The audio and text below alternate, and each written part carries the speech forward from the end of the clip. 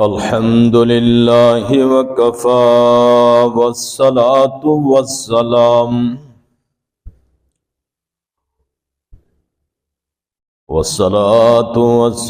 على أشرف الأنبياء والمرسلين والصلاة والسلام على خاتم الأنبياء والمرسلين سيدنا ومولانا محمد وعلى آله وأصحابه الطيبين الطاهرين. أما بعد فأعوذ بالله من الشيطان الرجيم. بسم الله الرحمن الرحيم.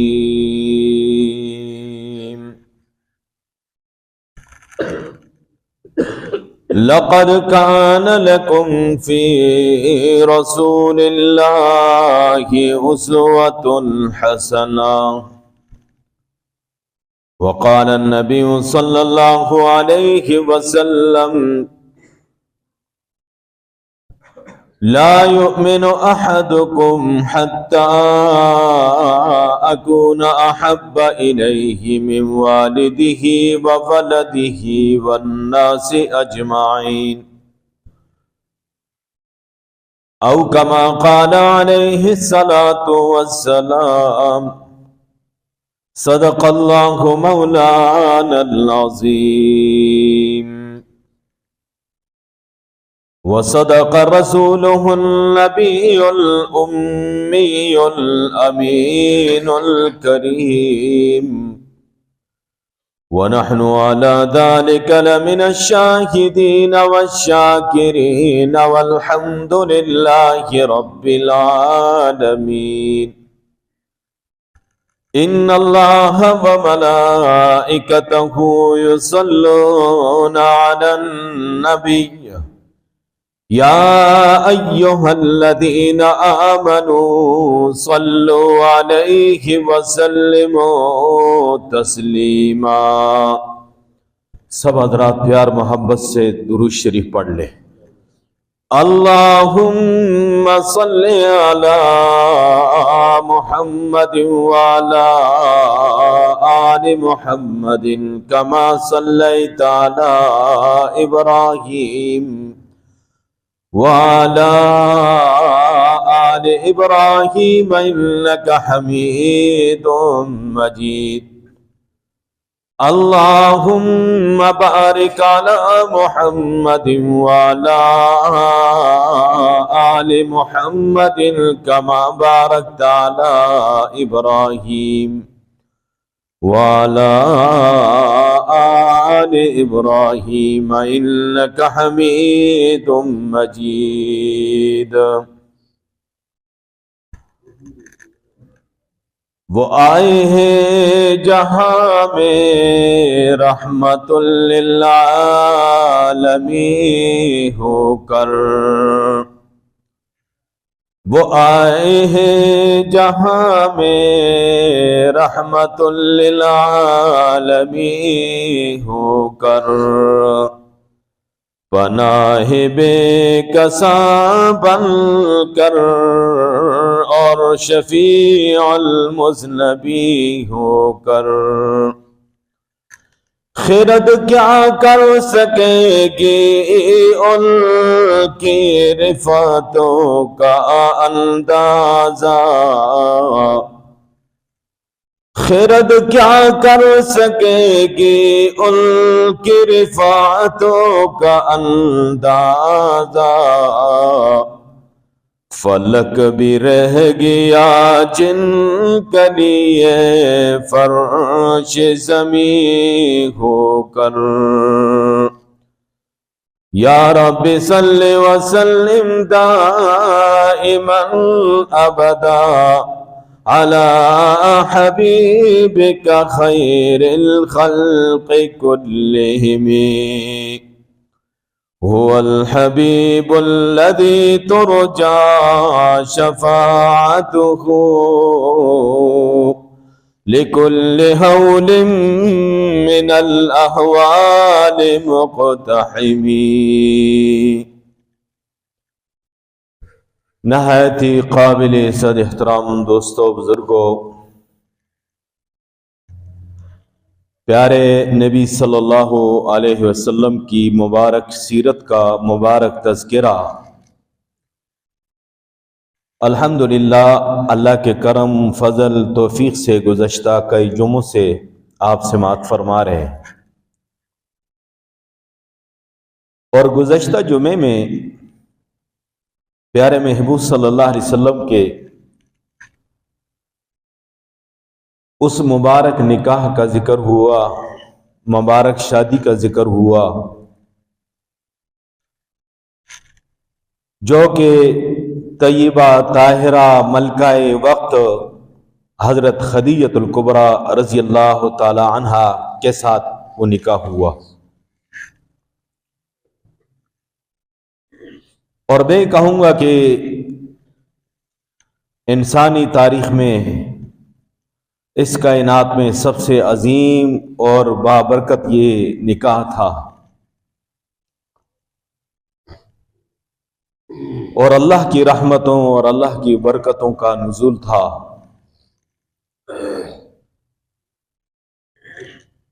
امام الانبیاء محمد الرسول اللہ صلی اللہ علیہ وسلم کا یہ مبارک نکاح، جو اللہ کا نبی یتیمی کا زمانہ گزار چکا، اور جس نے بچپن ہی میں اپنی والدہ کی میت کو دیکھا اور اپنے والد کی قبر کو دیکھا اور اپنے دادا جان کے جنازے کو دیکھا، اس پیارے نبی کے مبارک زندگی میں یہ ایک پہلی خوشی ہے، جنہوں نے بڑی آزمائشیں دیکھی، بڑی مشکلات کا زمانہ دیکھا، اپنے چاچا ابو طالب کے پاس مشکل وقت گزارا، روکھی سوکھی کھا کر اپنا وقت گزارا۔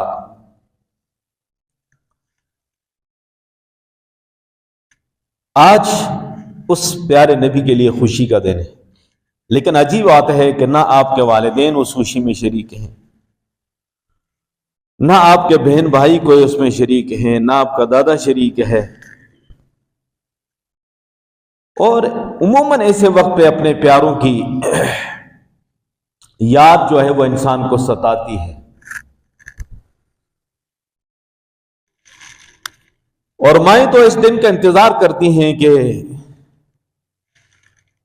وہ اپنے بیٹے کو کب اس حالت میں دیکھتی ہے، وہ اس کی زندگی کی آرزو چاہت خواہش یہی ہوتی ہے۔ تو آپ کی والدہ محترمہ صرف آپ 6 سال کے ہیں دنیا سے جا چکی ہیں، والد محترم آپ کی پیدائش سے پہلے دنیا سے جا چکے ہیں، دادا جان آپ کی عمر مبارک 8 سال دنیا سے جا چکے ہیں، لیکن یہ میں اللہ کا نظام ہے، اللہ کا دنیا کے لیے ایک عبرت اور نمونہ کا ایک ذریعہ ہے۔ اور پیارے محبوب صلی اللہ علیہ وسلم حضرت خدیجہ الکبریٰ رضی اللہ تعالی عنہا کے اصرار پر ان کے گھر میں منتقل ہوئے تو وہ گھر اللہ کی رحمتوں سے بھر گیا، اور ان کا جو انتخاب تھا وہ بہت عظیم انتخاب تھا، ان کا جو فیصلہ تھا وہ بہت عظیم فیصلہ تھا، جو حضرت خدیجہ الکبریٰ رضی اللہ تعالی عنہا نے فرمایا۔ حالانکہ مکی کے بڑے بڑے شرفاء، بڑے بڑے سرداروں کے نکاح کے پیغام آئے، لیکن انہوں نے ٹھکرا دی، اور جنہیں ملکہ وقت کہا جاتا تھا وہ ملکہ جنت بن گئی، جن کی طرف بڑے بڑے شرفاء اور بڑے بڑے سرداروں کے نکاح کے پیغام آتے تھے، اس کو اللہ کا سلام آنے لگا، جبریل امین سلام پیش کر رہا ہے، اس مبارک گھر میں اللہ کا قرآن اتر رہا ہے، مکی صورتیں سب کے سب وہیں اتری ہیں، اور آپ صلی اللہ علیہ وسلم کی ازواج میں سے حضرت خدیجہ سب سے بڑی ہیں، اور انہی سے آپ کی جو اولاد ہے وہ سب اولاد بھی اسی گھر میں۔ عمر مبارک 25 سال ہے پیارے محبوب صلی اللہ علیہ وسلم کی۔ حضرت خدیجہ الکبریٰ رضی اللہ تعالی عنہا کی عمر 40 سال ہے۔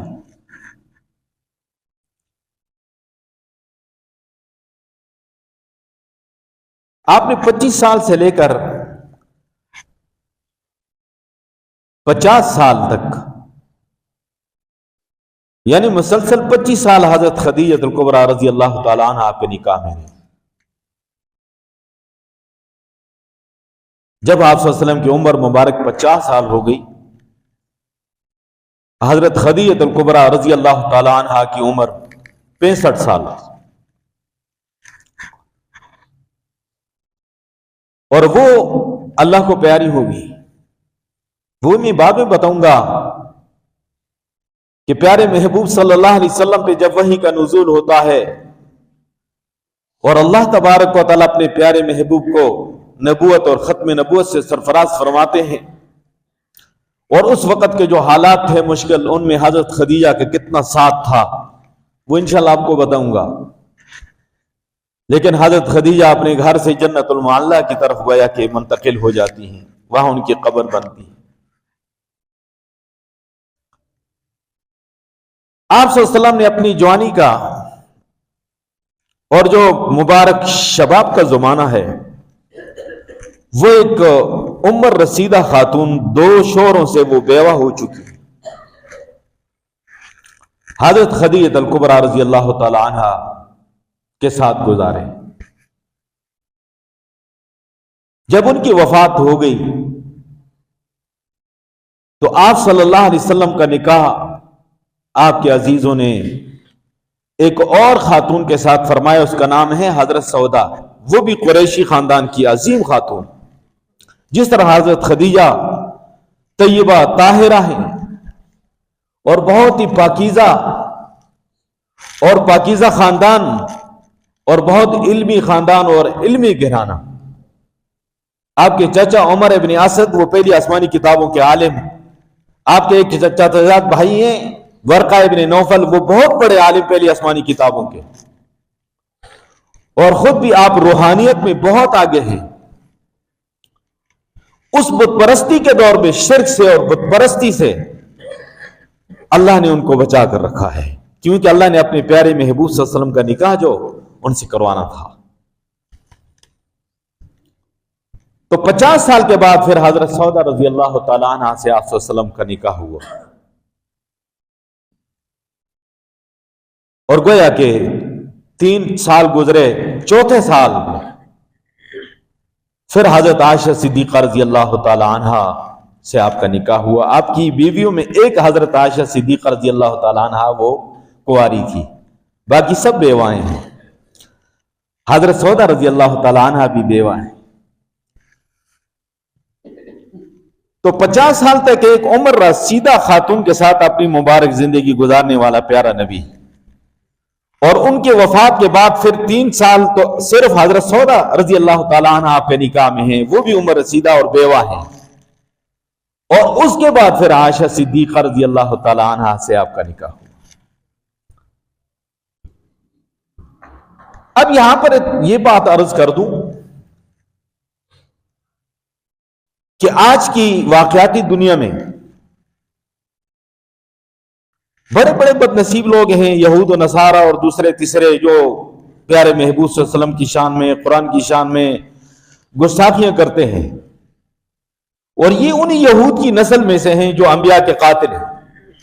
انہی یہود کے آباء و اجداد جو تھے وہ انبیاء اکرام کے قاتل تھے، تو یہ ان کی ذریت اور ان کی نسل اور ان کی اولاد ہے، تو ان کے گویا کہ خون کے اندر یہ چیز شامل ہے، انبیاء کی گستاخی کرنا اور انبیاء کو قتل کرنا۔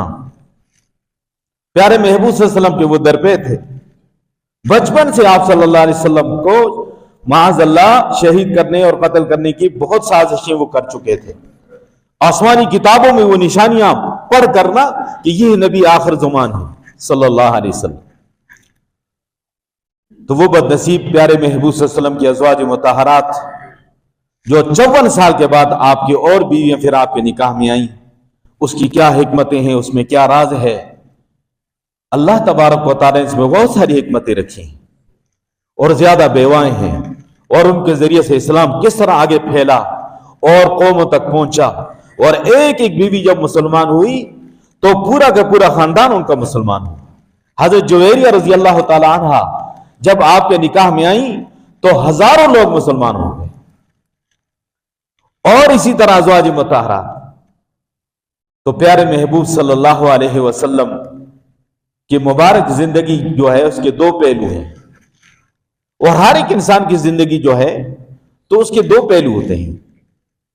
ایک اس کی خانگی زندگی ہوتی ہے جس کو پرائیویٹ زندگی کہہ لیں، گھریلو زندگی کہہ لیں، اور ایک جو باہر کی زندگی ہے جس کو آپ پبلک لائف کہہ سکتے ہیں. ایک پرائیویٹ لائف ہے اور ایک پبلک لائف ہے. ان دونوں چیزوں کا مجموعہ ہے پیارے محبوب صلی اللہ علیہ وسلم کی سیرت طیبہ جو ہے کہ آپ کی پرائیویٹ لائف، خانگی مبارک زندگی، گھریلو زندگی، اور آپ کی باہر کی جو پبلک لائف ہے، باہر کی زندگی، ان دونوں زندگیوں کو جب ملایا جائے تو یہ سیرت طیبہ بن جاتی ہے. اب باہر کی جو زندگی تھی آپ کی، اس کو صحابہ کرام نے امت تک پہنچایا، آپ کے جانثاروں نے امت تک پہنچایا. جو پبلک لائف ہے اور جو پرائیویٹ لائف ہے، خانگی زندگی ہے، گھریلو زندگی ہے، وہ ازواج مطہرات نے امت تک پہنچائی. اور آپ صلی اللہ علیہ وسلم کی مبارک زندگی کا ایک ایک پہلو امت کے سامنے آیا. کسی بھی نبی کے بارے میں کوئی یہ دعویٰ نہیں کر سکتا کہ اس کی سیرت اور اس کی زندگی کا ہر پہلو موجود ہو. ایک اللہ کے آخری نبی ہیں حضرت محمد رسول اللہ صلی اللہ علیہ وسلم. آپ کے مبارک زندگی کا ہر پہلو امت کے سامنے موجود ہے، اور ہر پہلو میں ایک رہنمائی ہے امت کے لیے. اس لیے ہمیں پیارے محبوب صلی اللہ علیہ وسلم کی مبارک سیرت، مبارک زندگی کا ہر پہلو کا ذکر کرنا چاہیے، پورے توازن کے ساتھ، پورے اعتدال کے ساتھ. اور الحمدللہ اسی نیت سے شروع سے میں آپ کو پیارے محبوب صلی اللہ علیہ وسلم کی سیرت طیبہ ترتیب کے ساتھ، تفصیل کے ساتھ، قدم بقدم آپ کے سامنے رکھی ہوئی ہے. تو اب بات یہ ہے کہ جو بد نصیب لوگ اس طرح کی باتیں کرتے ہیں، معاذ اللہ نفسانی خواہشات کی بات کرتے ہیں، اللہ کے جتنے نبی ہیں ان کے نکاح فرش پہ نہیں عرش پہ. آپ صلی اللہ علیہ وسلم نے فرمایا میں نے جتنی اپنی ازواج مطہرات سے نکاح کیا اللہ کے حکم سے کیا ہے. میں نے جہاں بھی اپنی بیٹیوں کا نکاح کیا ہے اللہ کے حکم سے کیا ہے. آپ صلی اللہ علیہ وسلم نے خواہشات نفسانی سے نہیں، حکم ربانی سے اور وحی آسمانی سے آپ صلی اللہ علیہ وسلم نے ازواج مطہرات سے نکاح فرمائی. اور ہر زوجہ محترمہ کے ساتھ جو 54 سال کے بعد پھر آپ کے نکاح میں مختلف اوقات میں جو آپ کی ازواج مطہرات آئی ہیں، تو ان کے نکاح میں آنے کی بڑی حکمتیں اور بڑی برکتیں ہیں. انبیاء علیہ الصلوۃ والسلام کی ازواج مطہرات کے بارے میں دیکھ رہا تھا. حضرت ابراہیم علیہ السلام کی 2 بیویاں ہیں، اور مشہور ہے حضرت سارہ اور حضرت ہاجرہ علیہ السلام. حضرت موسیٰ علیہ السلام کی بھی کئی بیویاں ہیں، اور حضرت سلیمان علیہ السلام کی 20 بیویوں کا ذکر آتا ہے، اور حضرت داؤد علیہ السلام کی 100 بیویوں کا ذکر آتا ہے. اب بات یہ ہے کہ یہ جو یہود و نصارہ یا دشمنان اسلام ہیں، یہ ہمارے پیارے محبوب صلی اللہ علیہ وسلم پہ اس حوالے سے جو بات کرتے ہیں تو یہ ان کا اعتراض سارے انبیاء پہ چلا جاتا ہے. حضرت داؤد علیہ السلام پہ چلا جاتا ہے، حضرت سلیمان علیہ السلام پہ چلا جاتا ہے، دیگر انبیاء علیہ السلام کی زیادہ بیویاں تھیں ان پہ چلا جاتا ہے. ایسی بات نہیں ہے. ایک نبی جو ہوتا ہے اس کے اندر 40 جنتیوں اتنی طاقت اللہ نے رکھی ہوتی ہے، 40 جنتیوں اتنی طاقت ایک اللہ کے نبی میں ہوتی ہے، اور ایک جو جنتی ہے دنیا کے 100 مردوں کے برابر اس میں طاقت ہے۔ ایک جو جنتی ہے دنیا کے 100 مردوں کے برابر اس میں طاقت ہے۔ اس حوالے سے ایک نبی کے اندر اگر آپ اس کو ضرب لگائیں 100 کو 40 کے ساتھ تو 4000 مردوں کے برابر طاقت اللہ نے ایک نبی میں رکھی ہے۔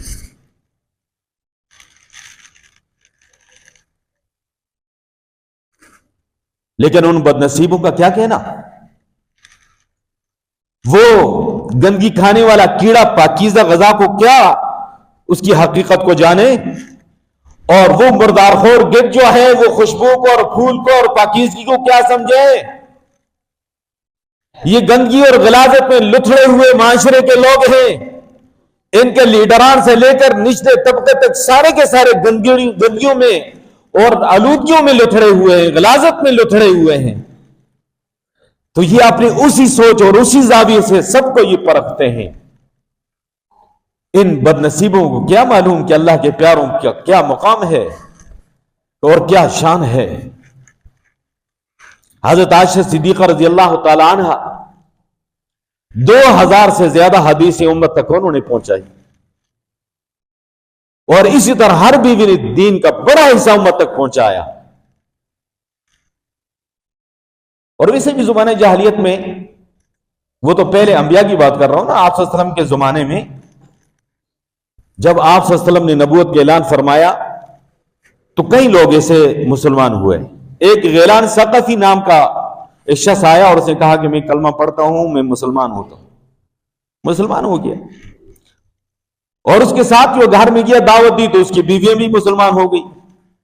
پھر آیا اور کہا کہ میری 10 بیویاں ہیں اور وہ ساری مسلمان ہو گئی، اب میرے لیے کیا حکم ہے؟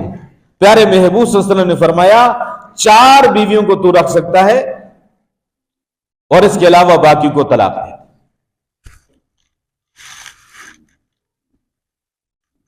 عامر بن نفیل کے پاس 5 بیویاں تھی جب وہ مسلمان ہوا، آپ نے فرمایا کہ 4 کی گنجائش ہے، 1 کو طلاق دے دو۔ عام رواج تھا، لیکن شریعت نے یہ حد مقرر کر دی ہے کہ مرد جو ہے وہ 4 تک کر سکتا ہے، اس سے آگے نہیں، بشرطے کہ فَانْكِحُوا مَا طَابَ لَكُم مِّنَ النِّسَاءِ مَثْنَىٰ وَثُلَاثَ وَالرُّبَاعَ، جن عورتوں کو تم پسند کرتے ہو ان میں سے 2 سے بھی نکاح کر سکتے ہو، 3 سے بھی کر سکتے ہو، 4 سے بھی کر سکتے ہو۔ شرط یہ ہے کہ عدل انصاف برابری کر سکو۔ فَإِنْ خِفْتُمْ أَلَّا تَعْدِلُوا فَوَاحِدَةً، اگر تمہیں یہ خوف اور اندیشہ ہو کہ تم عدل انصاف نہ کر سکو گے تو پھر 1 بیوی تمہارے لیے کافی ہے۔ یہ ایک علیحدہ ٹاپک ہے کہ مرد 4 کیوں کر سکتا ہے، اس کو کیوں ضرورت ہوتی ہے، اس کے اندر بڑی حکمتیں ہیں۔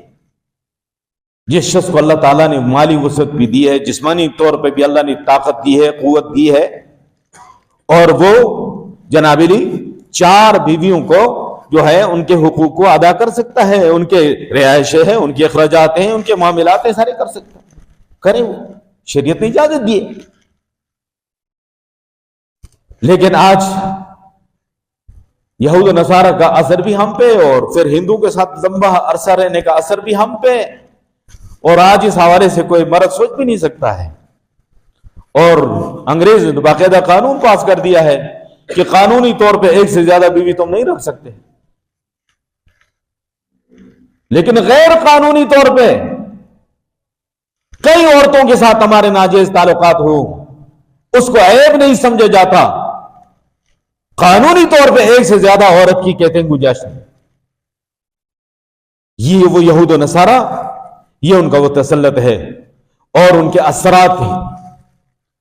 تو بہرحال میں نے پیارے محبوب صلی اللہ علیہ وسلم کے اس مبارک نکاح کا ذکر کیا، اور آپ کی زوجہ محترمہ حضرت خدیجہ الکبریٰ رضی اللہ تعالی عنہا، اور ان کی شان، ان کا مقام، اور اللہ کی طرف سے ان کو سلام آ رہا ہے جبریل امین آ کے سلام پیش کر رہے ہیں، اور اللہ نے ان کو اتنا عظیم مرتبہ دیا کہ آپ صلی اللہ علیہ وسلم کی اولاد سوائے حضرت ابراہیم کے جو مدینے میں پیدا ہوئے ہجرت کے بعد، باقی ساری اولاد آپ صلی اللہ علیہ وسلم کی حضرت خدیجہ سے تھی۔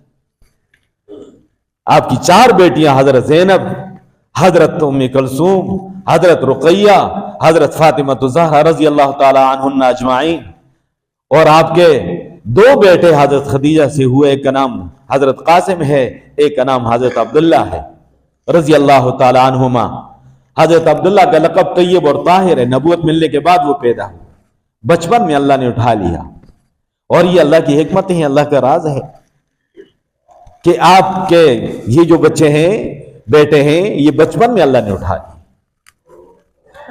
بہت ساری حکمتیں ہوں گی، لیکن ایک حکمت یہ بھی ہے کہ خان صاحب کے بچے کو لوگ خان صاحب کہہ دیتے ہیں، چودھری صاحب کے بیٹے کو لوگ چودھری صاحب کہہ دیتے ہیں، مولوی صاحب کے بیٹے کو لوگ مولوی صاحب کہہ دیتے ہیں۔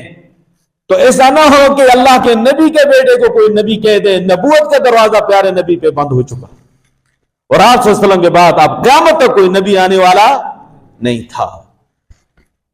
ما کان محمد ابا احد من رجالکم، محمد صلی اللہ علیہ وسلم تمہارے مردوں میں سے، بالغ مردوں میں سے کسی کے باپ نہیں ہے، ولکن رسول اللہ وخاتم النبیین۔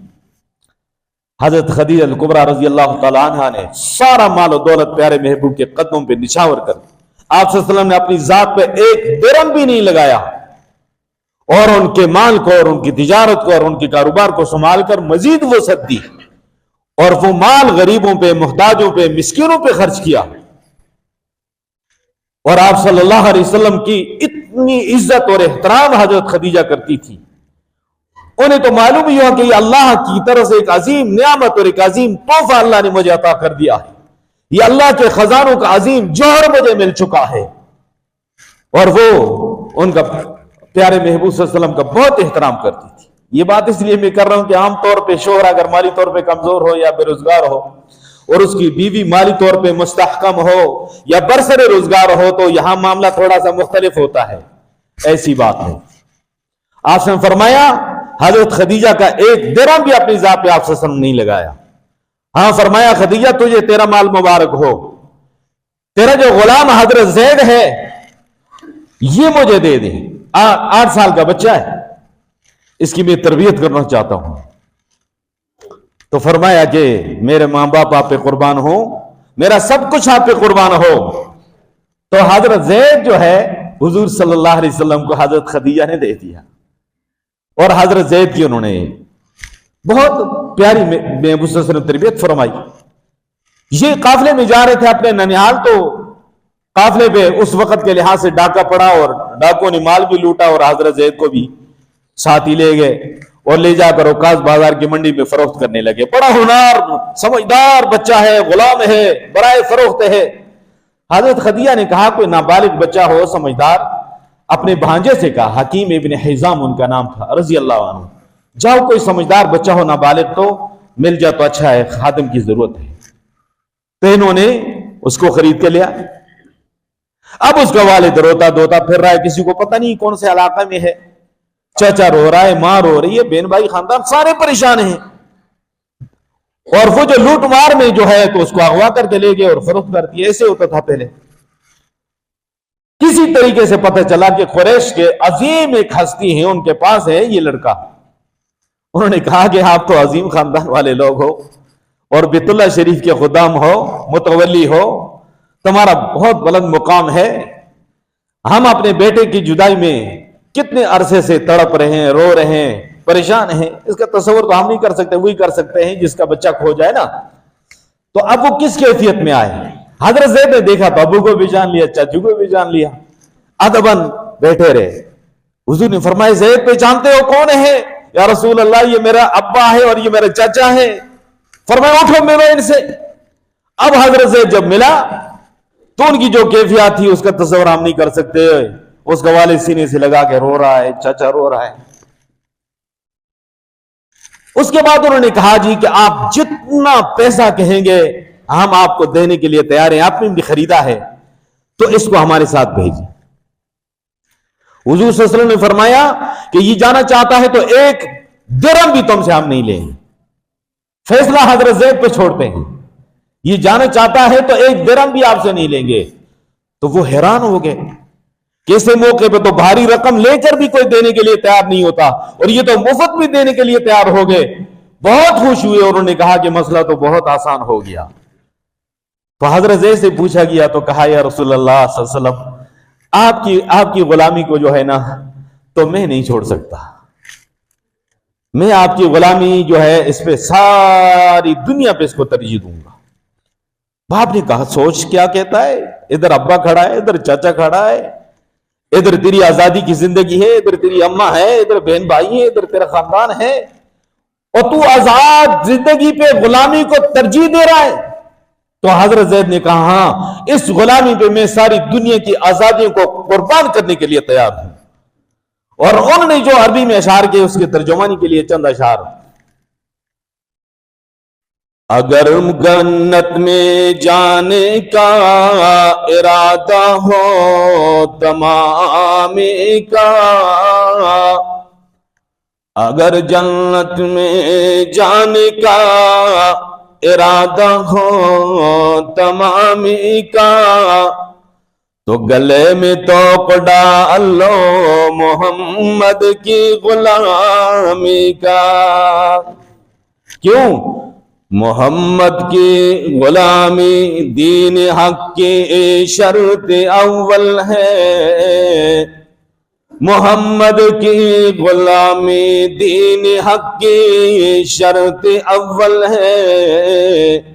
ہو اگر اس میں کچھ خامی تو سب کچھ نامکمل ہے. اور ابو کو دے کر کہا محمد کی غلامی سند ہے آزاد ہونے کی. جس آزادی کا مجھے تم بتا رہے ہو, محمد کی غلامی سند ہے آزاد ہونے کی. خدا کے دامن توحید میں آباد ہونے کی. اور جہاں امی اور بہن بھائیوں کی بات کر رہا ہے تو, محمد متاع عالم ایجاد سے پیارا, محمد متاع عالم ایجاد سے پیارا, مادر و پدر مال و اولاد سے پیارا. اللہ یہ سچی غلامی ہمیں بھی نصیب فرمائے. وآخر دعوانا الحمدللہ.